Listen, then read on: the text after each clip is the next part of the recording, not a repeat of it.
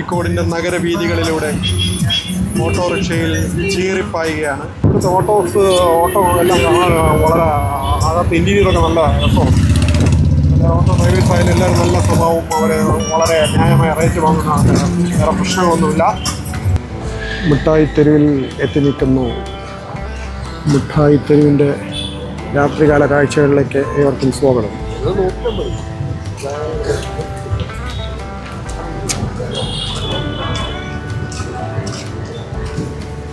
മിഠായിത്തെരുവ് ആദ്യമായിട്ട് ജീവിതത്തിൽ ആദ്യമായിട്ടാണ് കേട്ടിട്ടുണ്ട്. ആദ്യമായിട്ടാണ് വരുന്നത് മിഠായിത്തെരുവിലോട്ട്. സന്ദീപ് ആൻഡ് മിസ്റ്റർ അക്ഷയ് രണ്ടുപേരും കൂടെ ഉണ്ട്. പക്ഷേ അവർ എൻ്റെ കൂടെ വരുന്നതിൻ്റെ അഹങ്കാരമൊന്നും അവർക്കില്ല. വളരെ മാന്യമായിട്ട് പാവപ്പെട്ട ആൾക്കാരാണ് രണ്ടുപേരും.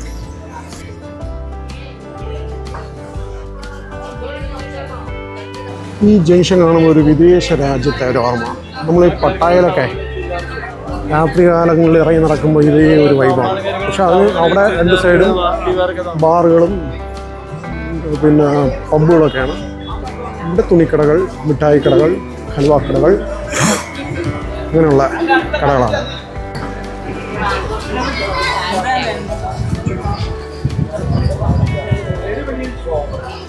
പക്ഷേ മിഠായിക്കട വന്നിട്ട് മിഠായി വാങ്ങില്ലേ? ഒന്ന് താങ്ങി തൂങ്ങി നടക്കുന്നത്. സത്യം പറഞ്ഞാൽ വയനാട്ടിൽ നിന്നും കോഴിക്കോടേക്കുള്ള യാത്രയാണ്. ഈ പോകുന്ന മനുഷ്യൻ, ഈ സന്ദീപ് എന്ന് പറയുന്ന മനുഷ്യൻ, അവന് വോമിറ്റ് ചെയ്ത് തലകറങ്ങി വീണ് തൂക്കിയെടുത്ത് വണ്ടിക്കകത്ത് തിരുത്തിയാണ് കൊണ്ടുവന്നത്. ഇപ്പം നടക്കണ കണ്ടോ? അത്തറ കണ്ടാൽ തിരിഞ്ഞ് നിൽക്കുന്നതാണ്. മറ്റേ ഈ വെള്ളം കണ്ടാൽ നിൽക്കും കുതിര എന്ന് പറഞ്ഞാൽ അത്തറ കണ്ടാൽ നിൽക്കും സന്ദീപ്. അത്ര പോയി പൂശി മണപ്പിച്ചൊക്കെ നോക്കി അടുത്ത കട ലക്ഷ്യമാക്കി പോകുന്നു. ഒന്നും കാര്യമില്ല. ചോദിക്കുന്ന കേട്ടത്തൊന്നും അമേരിക്കയിലോട്ടുള്ള വഴി ചോദിക്കും പോലെ ഒരിക്കലുമല്ല. തൊട്ടടുത്ത് അലുവ എവിടെ കിട്ടുന്നു എന്നാണ് ചോദിക്കുന്നത്. ഇവന്മാർക്ക് വാച്ചിൽ ആരോ കൂടോത്രം ചെയ്ത് കൊടുത്തു. വാച്ച് എത്ര കിട്ടിയാലും ഇവന് പോരാ. കോഴിക്കോടൻ ഹലുവ വാങ്ങാനായിട്ട് കയറിയാണ്. പല കളറിൽ പല വെറൈറ്റിയാണ്.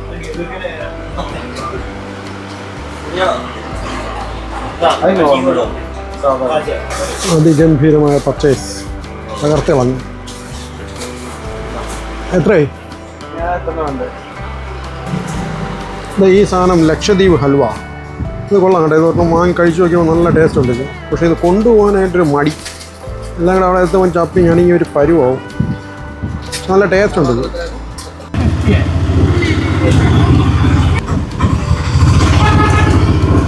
ഫുഡ് കഴിക്കാൻ വേണ്ടി റഹ്മത്ത് ഹോട്ടലിലാണ്. റഹ്മത്ത് ഹോട്ടലിൽ വന്ന് ഫുഡ് കഴിക്കാനായിട്ട് ഇവിടുത്തെ ഏറ്റവും സ്പെഷ്യൽ എന്ന് പറയുന്നത് ബീഫ് ബിരിയാണിയാണ്. അപ്പോൾ ഞാൻ ആ സ്പെഷ്യൽ ആയതുകൊണ്ട് ബീഫ് ബിരിയാണി വേണ്ടെന്ന് പറഞ്ഞു. വൈകുന്നേരം ആകുമ്പോഴേ ബിരിയാണി കഴിച്ചാൽ ശരിയാവില്ല, അതുകൊണ്ട് വേണ്ടെന്ന് പറഞ്ഞു. ആ ബിരിയാണി കഴിക്കുക അക്ഷയ് CB, അതായത് chicken biryani, mister Sandeep BB, അതായത് ബീഫ് ബിരിയാണി. ഞാനാണ് നല്ല നൈസ് പത്തിരി, ബീഫ് വറട്ടെന്ന് പറയും. പിന്നെ ഐക്കൂറ നമ്മളവിടെ നെമ്മീൻ, ഐക്കൂറ തവ ഫ്രൈ. നമ്മളവിടെ ആണെങ്കിൽ നെമ്മീനെന്ന് പറയും. സത്യം പറഞ്ഞാൽ ഇതിനകത്തൊരു കണ്ടൻറ്റും ഇല്ലെന്ന് എനിക്കറിയാം. എല്ലാവരും ചെയ്യുന്ന ഒരു ട്രാവൽ വീഡിയോ. ഇതിനകത്ത് വെറൈറ്റി എന്ന് പറയാനായിട്ട് എനിക്ക് ഈ ഓരോന്നും എന്തെങ്കിലും ഒരു ചെറിയൊരു സംഭവം ഉണ്ടാക്കിയിട്ട് അതിനെ വെച്ച് കണ്ടൻ്റ് ആണെന്ന് പറഞ്ഞുകൊണ്ട് അതിനെ ഹൈപ്പ് ചെയ്യാനായിട്ട് താല്പര്യമില്ലാത്തതുകൊണ്ടാണ്. അല്ലെങ്കിൽ ഇതിനകത്ത് ഒരുപാട് കാര്യങ്ങൾ നമുക്ക് അങ്ങനെ ഒരു ഹൈലൈറ്റ് ചെയ്തെടുക്കാം. ഉദാഹരണത്തിന് ഞാൻ ഇന്ന് നേരത്തെ പറഞ്ഞ ആ ഒരു ഡ്രൈവറുമായിട്ടുള്ള ഇഷ്യൂ, അത് എനിക്ക് വേണമെങ്കിൽ ഹൈലൈറ്റാക്കി എടുത്തുകൊണ്ട് ഭയങ്കര തമ്മിൽ കിട്ടി, നെഗറ്റീവ് ഒരു പബ്ലിസിറ്റി കിട്ടി, അങ്ങനെയൊക്കെ വരും. എൻ്റെ ആവശ്യമില്ലാത്തൊന്നും ചെയ്യുന്നില്ല. കാര്യങ്ങൾ പറയുന്നു എന്നേ ഉള്ളൂ. അത് നിങ്ങൾ എടുക്കേണ്ട രീതിയിൽ എടുക്കുക. റഹ്മത്ത് വന്നിരുന്നപ്പോഴാണ് ഇതൊക്കെ ആലോചിച്ചത്. കാരണം ബിരിയാണി ഇവന്മാർ പറഞ്ഞപ്പോഴാണ് ഞാൻ മനസ്സിലാക്കിയത് ബിരിയാണി രാത്രിയും ഇവിടെ കോഴിക്കോട് കിട്ടുമെന്നുള്ളത്. അപ്പോൾ അതിൻ്റെ ഒരു ദുഃഖത്തിൽ രാവിലെ 10 മണിക്ക് ഇവൻ വീണ്ടും വരും സന്ധ്യയിൽ. അവന് ബിരിയാണി ഇല്ലാതെ കൂടോത്രം ചെയ്യുന്നത് ആണ് വാസ്തവം. നീ നാളെയും വരും ഇവിടെ രാവിലെ ബിരിയാണി കഴിക്കാൻ? 3 നേരം ബിരിയാണി. നാളെ രാവിലെ ഇവിടുന്ന് ഉച്ചയ്ക്ക് കുത്തിച്ചിറ, രാത്രി 3 നേരത്തുനിന്ന് ബിരിയാണി. അപ്പം മറ്റൊന്ന് നീ ഏത് ഹോസ്പിറ്റലാണ് അഡ്മിറ്റ് ആവേണ്ടത്? ഗ്യാസ്ട്രോയിലാണോ? ഇതിന് ഗ്യാസ്ട്രോ അല്ലേ ഇതിൻ്റെ? PRC പോവാം.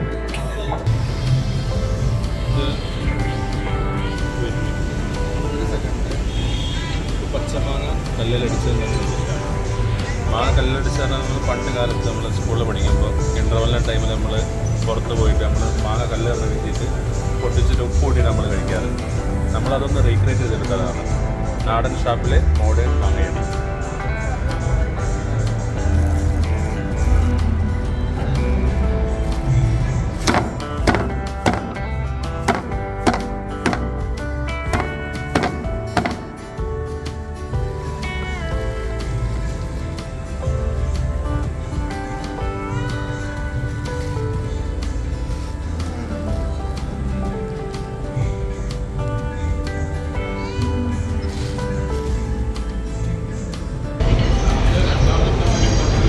നമ്മളിപ്പം കോഴിക്കോട് ഷാപ്പ് എന്ന് പറയുന്ന റെസ്റ്റോറൻറ്റിലാണ്. റെസ്റ്റോറൻറ്റ് മീൻസ് അത് അവർക്ക് ഒരു നമ്മുടെ ഗോകുലം ഗ്രാൻഡ് മാളിനകത്തുള്ള ഷോപ്പാണ്. അപ്പോൾ അവിടെ നമ്മൾ സ്റ്റോറി ക്രിയേറ്റ് ചെയ്തിട്ട് നമ്മൾ ഇറക്കിയൊരു ഡിഷാണ് ചൂണ്ടക്കാരൻ. നമ്മുടെ ഈ പുഴയുടെ തീരത്ത് വരുന്ന കരികൽക്കട്ടുണ്ടല്ലോ, കൽക്കത്തിൻ്റെ ഉള്ളിലാണ് കുറച്ചുണ്ടാകും. കൊഞ്ചിനെ പിടിക്കുന്ന രീതി പറഞ്ഞാൽ തേങ്ങാക്കൊത്ത് വെള്ളത്തിൽ ഇറക്കി വെച്ചിട്ട് കൊഞ്ചൊക്കെ വന്ന് കൊത്തുമ്പോൾ മുപ്പല്ലി എന്ന് പറഞ്ഞ ആയുധം കൊണ്ട് കുത്തി പിടിക്കുന്നതാണ്. ഒരു ആയുധത്തിന് ഉപയോഗിച്ച് നമ്മൾ ഫോർക്ക് ബെൻഡ് ചെയ്തിട്ട് ഹാങ് ചെയ്തത്. പിന്നെ തേങ്ങാക്കൊത്തിന് പകരം തേങ്ങാപ്പാൽ വെച്ചിട്ടാണ് ഇതിലേക്ക് കുക്ക് ചെയ്തെടുക്കുക. അതിൻ്റെ ഗ്രേവി കുറുക്കിയിട്ട് സോസാക്കി എടുക്കുന്നത്. ആ സോസ് കുക്ക് ചെയ്തിട്ട് നമ്മൾ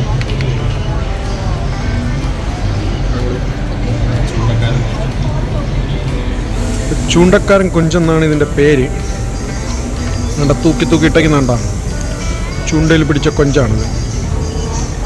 പിന്നെ അതാ ഇത് മാങ്ങ. എന്തേ ടേസ്റ്റ്, സൂപ്പർ സൂപ്പർ. പണ്ട് കുട്ടിക്കാലത്ത് നമ്മൾ ഇതുപോലെ തല്ലിപ്പൊട്ടിച്ച് ഇതുപോലെ ചെയ്യാറുണ്ടായിരുന്നു.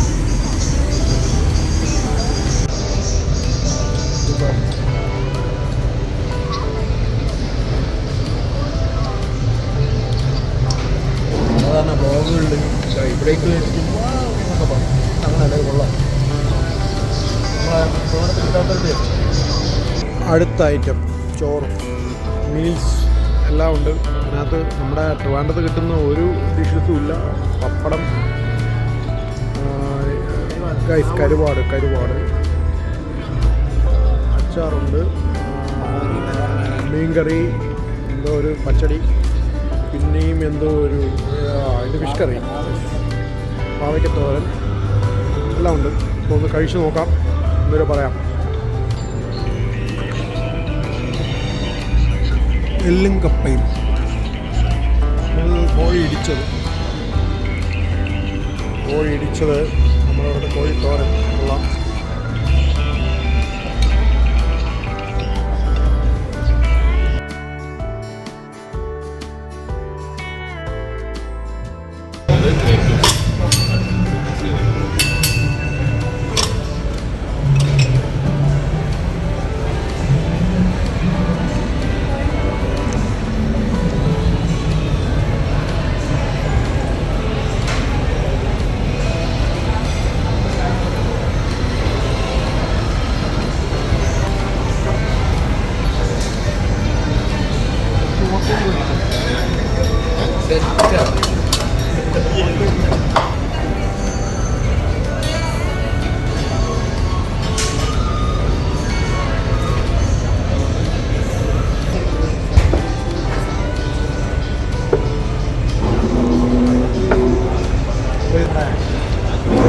സ്പെഷ്യൽ ജ്യൂസാണ്, മിക്സാണ് ഇത്. ഗ്രേപ്പും എല്ലാം മിക്സ്.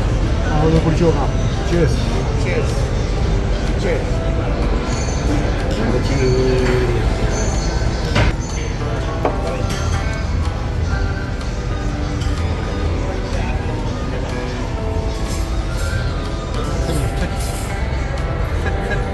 ചക്ക വരട്ടി, ഐസ്ക്രീം, പഴം, പപ്പടം. പണ്ട് കാലത്ത് നമ്മൾ കല്യാണ വീട്ടിലൊക്കെ വീട്ടിൽ ഫാക്ടറിയിൽ നമ്മൾ ചക്ക വരട്ടായിരുന്നല്ലോ, വലിയ ഉള്ളിയിൽ ചക്കരം കൊണ്ട് നമ്മളിങ്ങനെ നീട്ടിട്ട് ഇങ്ങനെ വരട്ടല്ലോ. ആ ഒരു പ്രസൻറ്റേഷൻ നമ്മൾ സെറ്റ് ചെയ്തത് ഓട്ടുള്ളി തന്നെ ചട്ടുകം നമ്മളിവിടെ വന്നിട്ട് മുന്നിൽ വന്നിട്ട് ഐസ്ക്രീമും പഴം പപ്പടം മിക്സ് ചെയ്തിട്ട്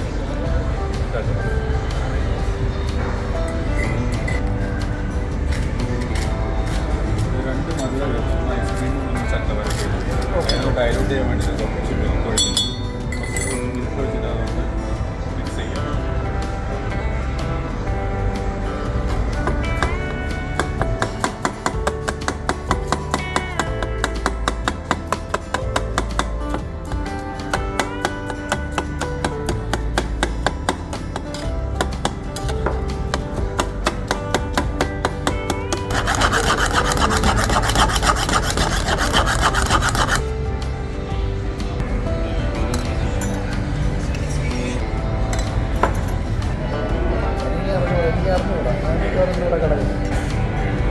ഒന്നും പറയാനില്ല. കിട്ടിലും ഫുഡ്, കിട്ടിലും സാധനങ്ങൾ, വെറൈറ്റി. ഇതൊക്കെ ട്രിവാൻഡ്രത്തും കൂടെ വരണമെന്നാണ് ആ ഒരു ആഗ്രഹം. ആർക്കെങ്കിലും താല്പര്യമുണ്ടെങ്കിൽ ട്രിവാൻഡ്രത്ത് തുടങ്ങും, ഞങ്ങൾ വന്ന് കഴിച്ചോളാം. അങ്ങനെ കോഴിക്കോടൻ ഫുഡ് കഴിച്ചു. ഇപ്പോൾ കോഴിക്കോടൻ ഊട് അത്തർ ഒന്ന് നോക്കാൻ വേണ്ടി വന്നതാണ്. വളരെ ഫേമസ് ആണെന്നാണ് പറയുന്നത്.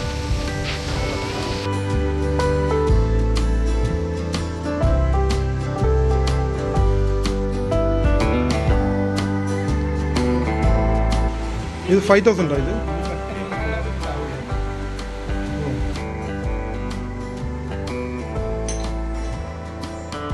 നമ്മളിപ്പോൾ ഇവിടെ നിന്ന് ഇറങ്ങുകയാണ് കോഴിക്കോട് നിന്ന്. നമ്മുടെ ഹോട്ടലിൽ നിന്ന് നേരെ നമ്മൾ റെയിൽവേ സ്റ്റേഷനിലോട്ട് പോകുന്നു. നമ്മൾ റെയിൽവേ സ്റ്റേഷനിൽ പോയിട്ട് ഇപ്പോൾ 9:30 ട്രെയിൻ. പോകുന്ന വഴിക്ക് തന്നെ ഫുഡ് വാങ്ങിയിട്ട് നേരെ പോകും. ഇനി വേറെ ഒന്നുമില്ല. ഇനിയിപ്പോൾ നമ്മുടെ ട്രിവാൻഡ്രത്തോട്ടുള്ള യാത്ര ട്രെയിനിൽ വെച്ച് നമുക്ക് എൻഡ് ചെയ്യാം. ഓക്കെ.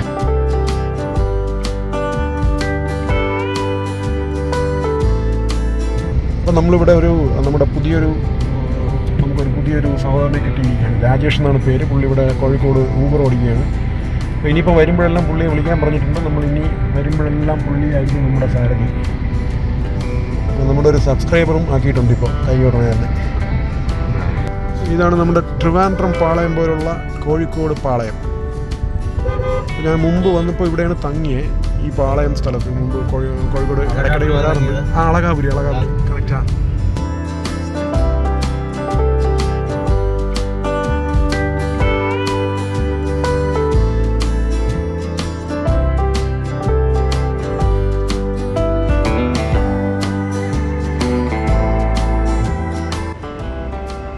അപ്പോൾ നമ്മുടെ വയനാട് വീഡിയോ, നമ്മുടെ വയനാട് യാത്ര വീഡിയോ ഇവിടെ അവസാനിക്കുകയാണ്. നമുക്ക് ഭയങ്കര ആഗ്രഹമായിരുന്നു എനിക്ക് കുറേ കാലം കൊണ്ട്. ഞാൻ ഈ ഒരുപാട് യാത്ര ചെയ്തെങ്കിലും കോഴിക്കോട് അങ്ങനെയുള്ള സ്ഥലങ്ങളൊന്നും ഒരുപാട് അങ്ങനെ പോയി എക്സ്പ്ലോർ ചെയ്തിട്ടില്ല, പ്രത്യേകിച്ചും കോഴിക്കോടത്തെ ഫുഡ്. അപ്പം വയനാട് യാത്രയുടെ ഇടയിൽ കോഴിക്കോട് പോകാൻ സാധിച്ചു. അവിടുത്തെ ഫുഡൊന്ന് ടേസ്റ്റ് ചെയ്യാൻ സാധിച്ചു. വളരെ വളരെ വളരെ ഇഷ്ടപ്പെട്ടു. എന്ന് പറഞ്ഞാൽ അത് നമുക്കിവിടെ നമ്മുടെ ട്രിവാൻഡ്രത്ത് കിട്ടാത്ത ഒരുപാട് ഫുഡുകൾ അവിടെ കോഴിക്കോട് കിട്ടും. അപ്പോൾ എനിക്ക് റിക്വസ്റ്റ് ഉണ്ട്, ആരെങ്കിലും പുതിയതായിട്ട് റെസ്റ്റോറൻറ്റൊക്കെ തുടങ്ങുകയാണെങ്കിൽ കോഴിക്കോടത്തെ ആ രുചികളും കൂടെ ട്രിവാൻഡ്രത്തോട്ട് കൊണ്ടുവന്നു കഴിഞ്ഞാൽ നമുക്കത് കഴിക്കാം. ഇതിനുവേണ്ടി കോഴിക്കോട് വരെ പോകണ്ട. നന്നായിരുന്നു, എല്ലാം നന്നായിരുന്നു. അതുപോലെ യാത്ര ഒരുപാട് ഓർമ്മകൾ സമ്മാനിച്ച, നമുക്ക് വീണ്ടും വീണ്ടും പോകണമെന്ന് തോന്നുന്ന ആ ഒരു പിന്നെ വയനാട്ടിലേക്കായിരുന്നു. അപ്പോൾ ആ വയനാട് ഇനിയും എനിക്ക് ഈ യാത്ര കഴിഞ്ഞപ്പോഴും അതൊരു പുതിയ അനുഭവമായിട്ട് ഫീൽ ചെയ്യുന്നു. ഓരോ യാത്രകളും നമുക്ക് ഓരോ അനുഭവങ്ങളാണ്, ഓരോ ഓർമ്മകളാണ്. അപ്പോൾ അത് നമുക്ക് വീണ്ടും അത് കിട്ടണമെന്നുള്ള ഒരു ആഗ്രഹം കൊണ്ടാണ് നമ്മൾ ഇങ്ങനെ യാത്രകൾ പോകുന്നത്. ചെറുതും വലുതുമായ ഒരുപാട് യാത്രകളും റൈഡുകളും ഞാൻ ചെയ്തു. അത് മനസ്സിന് സന്തോഷം തരുന്നുണ്ട്, എൻ്റെ ടെൻഷൻ റിലീഫ് ആവുന്നുണ്ട്. ആ ഒരു ഇതിനു വേണ്ടിയാണ് പോകുന്നത്. നിങ്ങളും യാത്രകൾ പോവുക. സാമ്പത്തികം ഉള്ളതുപോലെ, സാഹചര്യം ഉള്ളതുപോലെ. എല്ലാവർക്കും ഈ പറഞ്ഞ പോലെ എപ്പോഴും എല്ലാവർക്കും യാത്ര പോകണമെന്നില്ല. എൻ്റെ കാര്യമായാലും നമുക്ക് നമ്മുടെ സമയം, സാമ്പത്തികം, സാഹചര്യം എല്ലാം കൂടെ ഒത്തുവരുമ്പോഴാണ് നമ്മൾ യാത്രകൾ പോകുന്നത്.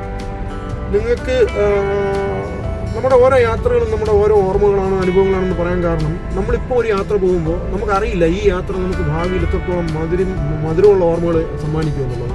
അത് എനിക്ക് മാത്രമാണോ നിങ്ങൾക്കുണ്ടോ എന്ന് എനിക്കറിയില്ല. നമ്മളൊരു യാത്ര പോകുമ്പോൾ അതിനൊരു വില കിട്ടത്തില്ല. പിന്നീട് നമ്മൾ ഈ യാത്ര കഴിഞ്ഞ് കുറച്ച് നാൾ കഴിഞ്ഞ് ചിന്തിക്കുമ്പോൾ നമ്മൾ വിചാരിക്കും അതുപോലൊരു യാത്ര പോയെങ്കിൽ ഭയങ്കര രസമായിരുന്നു. അതിൻ്റെ ഓർമ്മകൾ ഇങ്ങനെ നമ്മൾ അലട്ടിക്കൊണ്ടിരിക്കും. ഒരുപക്ഷെ നമ്മൾ വീണ്ടും അതേ സ്ഥലത്ത് അതേപോലെ അതേ സാഹചര്യത്തിൽ നമ്മൾ യാത്ര പോയാലും ആ ഒരു സുഖം വീണ്ടും കിട്ടണമെന്നില്ല. അതുകൊണ്ട് നിങ്ങൾ ചെയ്യേണ്ടത്, നിങ്ങളിപ്പോൾ പോകുന്ന ഓരോ യാത്രയും നിങ്ങൾ വളരെ പരമാവധി ആസ്വദിക്കുക. പിന്നെ എൻ്റെ ഒരു അഭിപ്രായം പറയുകയാണ്, നിങ്ങൾ എത്ര പേര് ഉൾക്കൊള്ളുമെന്ന് അറിയില്ല. ചിലപ്പോൾ അതിനകത്ത് ഒരുപാട് കുഴപ്പങ്ങളും ഉണ്ടാവും ഞാൻ ഈ പറയുന്നത്. വേറൊന്നുമല്ല, നമ്മുടെ പരമാവധി യാത്രകൾ പോകുമ്പോൾ ഈ ലഹരി ഉപയോഗം ഒഴിവാക്കുക. പറയാൻ കാരണം, നമ്മൾ ലഹരി ഉപയോഗിച്ചുകൊണ്ട് ചെയ്യുന്ന യാത്രകളെല്ലാം ആസ്വദിക്കണമെങ്കിൽ വീണ്ടും നിങ്ങൾക്ക് അതേ യാത്ര ഒന്നുകൂടെ പോകേണ്ടി വരും. അപ്പോൾ അങ്ങനെ ഒരു കുഴപ്പമുണ്ട്. കട്ട് ചെയ്തു. മുൻപ് ഞാൻ യാത്രകളൊക്കെ പോകുമ്പോൾ ഈ ലഹരി ഉപയോഗിക്കുമായിരുന്നു. ലഹരി മീൻസ് മദ്യപിക്കുമായിരുന്നു. ആ മദ്യപിക്കുന്ന സമയത്ത് എന്ന് പറഞ്ഞു കഴിഞ്ഞാൽ ഭയങ്കര രസമായിരിക്കും. പ്രത്യേകിച്ചും ക്ലൈമറ്റൊക്കെ നല്ല തണുപ്പും കോടമഞ്ഞും അതൊക്കെ വരാണെങ്കിൽ ആസ്വദിക്കാറുണ്ട്. ഭയങ്കര രസമാണ്. പക്ഷേ ഒരു പ്രശ്നം, നമ്മൾ ആ സ്ഥലത്ത് വീണ്ടും നമുക്ക് ബോധത്തോടെ പോകേണ്ടി വരും ആ സ്ഥലം ആസ്വദിക്കും. ഇപ്പം ഞാൻ ഈ പറയുന്നത് പലരുടെയും അനുഭവമായിരിക്കാം. ഭാവിയിലും ആയിരുന്നു കാണണം. അത് അറിയണമെങ്കിൽ നിങ്ങൾ അതൊന്നും കൂടെ റീക്രിയേറ്റ് ചെയ്യണം യാത്രകൾ ലഹരിയില്ലാതെ. അപ്പോഴേ മനസ്സിലാവുള്ളൂ. കാരണം ഞാനിപ്പോൾ അനുഭവിക്കുന്നതാണ്. നിങ്ങൾക്ക് എൻ്റെ വീഡിയോ കണ്ടു കാണും, എനിക്ക് ചെറിയ പ്രശ്നങ്ങളുണ്ടായിരുന്നു. അത് ഞാൻ മദ്യം ഉപയോഗിച്ചുകൊണ്ടോ അല്ല വന്നത്. എന്നാൽ പോലും ഞാൻ പറയുകയാണ് നമുക്ക് അങ്ങനെയൊന്നും വേണ്ട. നമ്മൾ നല്ല രീതിയിൽ ആസ്വദിച്ച് ജീവിക്കുക, യാത്രകൾ എപ്പോഴും ചെയ്യുക. ഓരോ യാത്രകളും നമ്മുടെ പിന്നെ എന്ത് പറയാൻ ഓരോ ഓർമ്മകളുമാണ് നമുക്കത്. ആ യാത്രകൾ നമ്മൾ ഒരുപാട് പഠിപ്പിക്കും, അനുഭവങ്ങൾ കൊണ്ട് നമ്മൾ പഠിക്കും. അത് ചെയ്യണം, നന്നായി നല്ല രീതിയിൽ യാത്ര പോവുക എന്നാണ് ഞാൻ പറയുന്നത്. അപ്പോൾ നമ്മുടെ ഈ വീഡിയോ നിങ്ങൾക്ക് എല്ലാവർക്കും ഇഷ്ടപ്പെട്ടെങ്കിൽ നിങ്ങളിത് ലൈക്ക് ചെയ്യണം, കമൻറ്റ് ചെയ്യണം. വീഡിയോയിൽ എന്തെങ്കിലും ഇമ്പ്രൂവ് ചെയ്യണോ അല്ലെങ്കിൽ ഇങ്ങനെ മതിയോ ഇതൊന്ന് കമൻറ്റ് ചെയ്യണം. പിന്നെ നമ്മുടെ ചാനൽ സബ്സ്ക്രൈബ് ചെയ്ത് ബെൽ ബട്ടൺ എനേബിൾ ചെയ്ത് കഴിഞ്ഞാൽ ഞാൻ ഇടുന്ന എല്ലാ വീഡിയോസും നിങ്ങൾക്ക് നോട്ടിഫിക്കേഷൻ വരും. അതിടാം. നിങ്ങൾക്ക് പറ്റുമെങ്കിൽ അത് കാണാം, ഇല്ലെങ്കിൽ ഇഗ്നോർ ചെയ്യാം. ഈ ഒരു വീഡിയോ വളരെ ചെറിയ വീഡിയോ ആയിരിക്കും, കാരണം വലിച്ചു നീട്ടുന്നില്ല. സാധാരണ എല്ലാ വീഡിയോ 1-2 പാട്ടൊക്കെ ഇറക്കും. എല്ലാം നിങ്ങളെ കാണിക്കണം, എല്ലാ അനുഭവങ്ങളും എല്ലാ കാഴ്ചകളും നിങ്ങളെ കാണിക്കാൻ വേണ്ടിയാണ് അങ്ങനെ 1-2 പാട്ടൊക്കെ ഇടുന്നത്. ഇതൊറ്റ പാട്ട് കൊണ്ട് തീർക്കാൻ നോക്കും. അപ്പോൾ എല്ലാവർക്കും അപ്പോൾ ഇതൊരു ഈ ഒരു യാത്ര അടുത്ത യാത്രയുടെ ഒരു തുടക്കവും ഇപ്പം നമ്മുടെ ഈ യാത്രയുടെ ഒടുക്കവുമാവുന്നു. അപ്പോൾ എല്ലാവർക്കും നന്ദി, നമസ്കാരം. അടുത്ത വീഡിയോയിൽ കാണാം.